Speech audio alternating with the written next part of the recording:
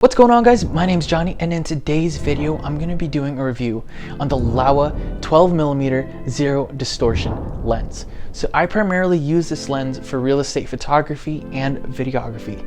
So if you're a landscape or astrophotographer trying to get this lens, you hopefully will learn something from it, but just realize it's mostly going to be about real estate and my experience in doing that. Full disclaimer, I bought this with my own money. I'm not getting paid or sponsored or anything. This is an honest review, and in today's video I'm going to be going over the good, the bad, as well as whether I think you should get it or not. So with that being said, the first thing I love about this lens is the price point. It comes in at around $900 retail, and you can get it secondhand at like B&H or Amazon, eBay, whatever, for around $500 to $600. This specific one I got used from Amazon, and it was just under 600 bucks, and considering prices of real estate lenses, that's actually really good. The next thing I want to talk about is the build quality. This thing is made of metal. Yep, that's right. Most real estate lenses come in like a hard plastic type of thing. Like here's my Tamron 15 to 30, for example. This thing it's plastic, and unfortunately, I don't know if you could see it, but part of it broke on the lens hood because it was dropped. I feel a lot more comfortable with a metal build quality than I do plastic. And a little small thing I like about this too is that the lens hood, it's not fixed, and there's still little tiny protectors on it to protect the bulbous lens. It's just a nice little touch, because if you have a fixed lens hood like I do on my Tamron, there's no replacing it if it breaks. This bad boy, they made it replaceable, so you can get another one just in case you drop it, bend it, whatever the case is. So nice little touch from Laowa. Moving on is the focal length of this thing. This thing comes at 12mm, as opposed to this guy. The widest this Tamron goes is 15. On the screen is an example from my Tamron 15 to 30, and then the Laowa 12mm.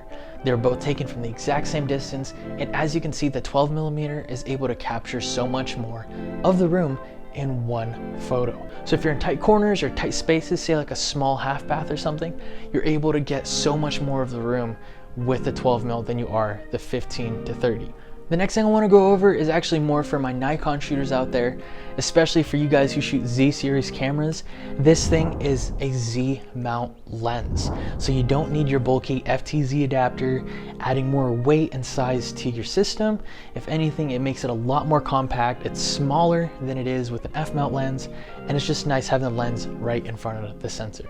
So for you Nikon shooters out there, Laowa thought of you guys, and they came out with a Z mount version for this lens. And the last good thing to say about this lens is probably the reason why you're considering it, and that is for its claims for zero distortion, especially barrel distortion. If you shot ultra wide angle lenses before, you know that they are notorious for having barrel distortion. While this doesn't exactly have zero distortion, it does have very minimal distortion. And when compared to other ultra wide angle lenses, it does so much better at its job than those lenses do, especially for still images. So I've sugarcoated this thing enough. Now let's talk about the bad parts of it. For starters, it is a prime. It is 12mm, and that's all you get. So if you want to get tighter shots, so like with my Tamron, I can zoom in to 30 and get a lot more detailed shots. With the Laowa, you're stuck at 12mm, and you're forced to bring another lens with you. So that adds to the weight you gotta carry, the time. If you put it on a gimbal, now you gotta recalibrate. It's just a little bit more of a hassle, and if you have multiple shoots in one day, it'll really slow you down. So the next thing I really don't like about this lens is the fact that it's a full manual lens. And I'm not just talking about manual focus. So up here is your manual focus ring, but down here, you actually control your aperture. You can't control your aperture blades from your camera. You have to do it from your lens. And if you're someone who shoots autofocus, especially for real estate or your videos or anything like that, you have no choice but manual focus. On my Tamron, it has autofocus, but the focus hunting on that thing sucks, so I shoot manual anyway. I just turn on my focus peaking, and all is good. So if you're not used to manual focus or manual aperture, just keep that in mind. The next thing that I don't like about this lens, and it's really common with bulbous lenses, is that you can't slap on a filter. You can't just screw one on because there's no threads for it. If anything, you have to buy one of the 100mm square systems. You gotta buy the mount for it, the attachment, and ultimately that's gonna cost more than the actual lens itself. Now, while this might not matter too much for real estate, if you are a landscape shooter and you love long exposure shots, you're gonna need to buy those as well as the holder for it, specifically for lenses like this. So keep that in mind. My last and biggest complaint is that it is too wide for videos. For photos, it's great, especially like I said before, for small half baths, you can get really wide still images. Here's an example of me panning, just a simple pan with the lens. As you can see, it really warps and distorts the sides. Even though the barrel distortion normally isn't that bad for photos, as you can see with movement and motion inside of videos, it really makes the footage unusable. So in my opinion, that is a huge flaw of this lens, and I would much rather have a tighter shot on my 15-30 with much less warped edges. So now begs the question, is it worth it, right? In my opinion, I'm gonna be honest, no, right? I absolutely do not like the video on it. And if I have to go to a real estate shoot and constantly swap out lenses, why not just get one that zooms in like my Tamron?